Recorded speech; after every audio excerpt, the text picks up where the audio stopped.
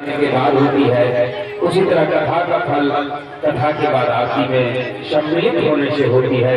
आरती में आप सभी जुड़े रहें, अपने स्थान पर रहें, अपने स्थान पर ही खड़े हो जाए और आपके पास ये आरती पहुंचेगी। इसलिए कोई भी स्टेज के सामने ना करके जहाँ पे है वहीं खड़े रहें।